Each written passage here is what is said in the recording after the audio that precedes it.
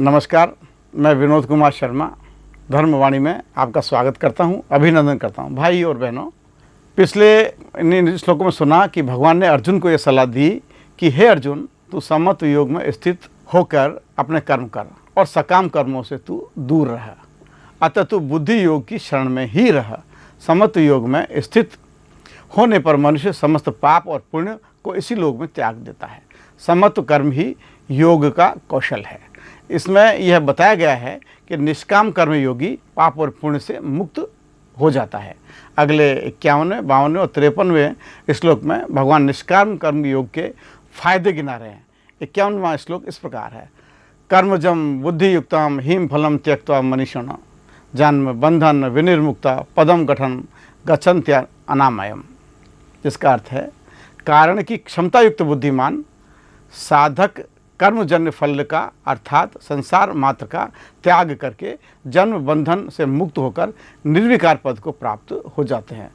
जो कोई भी निष्काम भावपूर्वक कर्म करता है तो उसको कर्म फल तो मिलेगा ही, किंतु वह बंधन कारक नहीं होगा। यहाँ कर्मजन्य फल का त्याग करने का अर्थ है इच्छा, कामना, ममता, वासना का त्याग करना। समता युक्त मनीषी साधक जन्म रूप बंधन से मुक्त हो जाते हैं, क्योंकि समता में स्थिर हो जाने पर उनमें राग, द्वेष, कामना, वासना, ममता आदि दोष नहीं रहते हैं, जिससे वह जन्म मरण बंधन से सदा के लिए मुक्त हो जाते हैं। अनामय का अर्थ यहाँ निर्विकार है, जिसका भाव है समता युक्त मनुष्य लोग निर्विकार पद को प्राप्त कर लेते हैं। तो इस श्लोक में भगवान ने यह स्पष्ट बता दिया है कि यदि आप जन्म बंधन से मुक्त होना चाहते हैं तो समरूपी योग में स्थित होना होगा। 52वां श्लोक इस प्रकार है।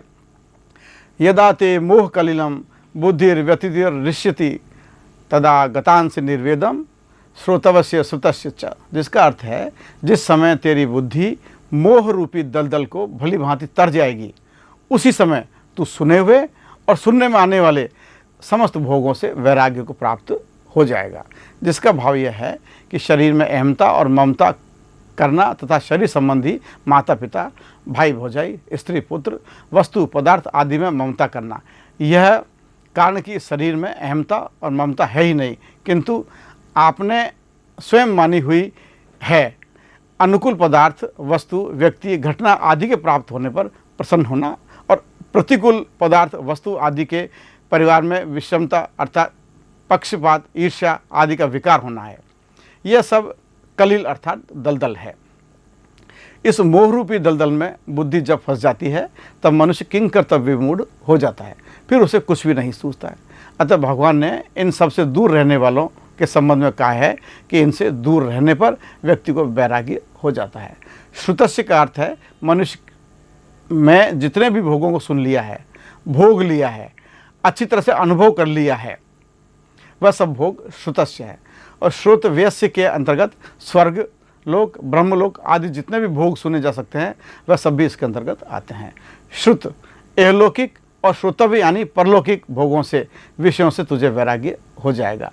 यह निष्काम कर्म का फायदा भगवान ने अर्जुन को और हम जैसे नासमझ लोगों को बताया है। 53वां श्लोक इस प्रकार है।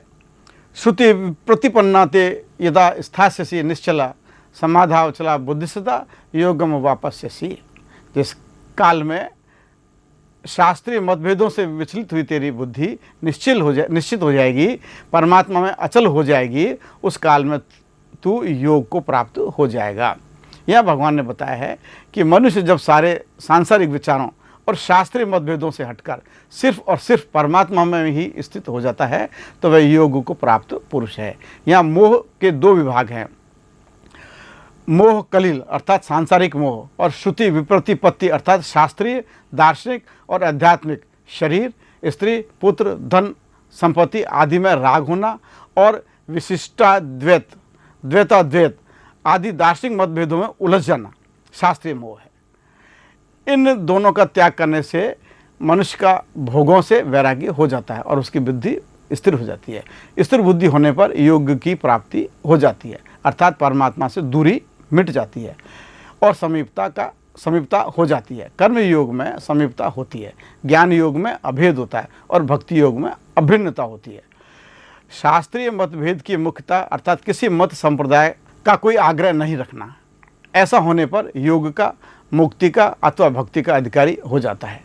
इस प्रकार आपने श्लोक संख्या 39 से लेकर 53वें श्लोक तक कर्मयोग क्या है, उसे आप कैसे स्थित होकर परमात्मा से निकटता प्राप्त कर सकते हैं बताया गया है। यहाँ गीता में सारे शास्त्रों के निचोड़ के रूप में बताया गया है कि आप इसी कर्मयोग के तरीके से परमात्मा को प्राप्त कर सकते हैं, अन्य किसी के चक्कर में नहीं पड़े। इसी प्रकार तुलसीदास रामचरितमानस में तुलसीदास जी ने परमात्मा के निकट होने का तरीका बताया है। उन्होंने बताया है कि जब आपको नर शरीर मिल गया है तो इसे व्यर्थ ना गंवाएं, बल्कि इसका सदुपयोग करें। उनका कहना है कि नर तनु भव बारिद बहु बेरो, सन्मुख मरुत अनुग्रह मेरो, करण धार सदगुरु दृढ़ नावा, दुर्लभ साध सुलभ करि पावा, जो न तरे भव सागर नर समाज पाए, सो कृत निंदक मंदमती आत्मा हन गति जाए। जो परमात्मा यहाँ सुख चाहूँ, जो परलोक यहाँ सुख चाहूँ, सुने मम वचन हृदय दृढ़ गहूँ, सुलभ सुखद मारगी है भाई, भगति मोर पुराण श्रुति गाई। जिसका अर्थ है मनुष्य का शरीर भवसागर से तरने के लिए जहाज है, मेरी कृपा ही अनुकूल वायु है। सद्गुरु ही इस मजबूत जहाज के कर्णधार हैं। इस प्रकार दुर्लभ कठिनता से मिलने वाले साधन सुलभ होकर भगवान की कृपा से सहज ही उसे प्राप्त हो जाते हैं। जो मनुष्य ऐसे साधन पाकर भी भवसागर से ना तरे वह कृतघ्न और मंद बुद्धि है और आत्महत्या करने की गति को प्राप्त होता है।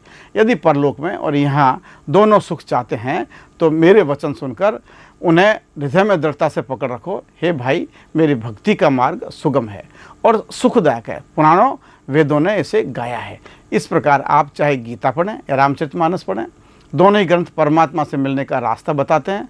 और जो मनुष्य शरीर का परम लक्ष्य और धर्म है, तो भाई और बहनों, आप सुनते रहें गीता और मानस की वाणी और इसे घर घर पहुंचाने। यदि एपिसोड पसंद आया हो तो कृपया लाइक करें, शेयर करें, सब्सक्राइब करें। जय श्री राम, जय श्री राम, जय श्री राम।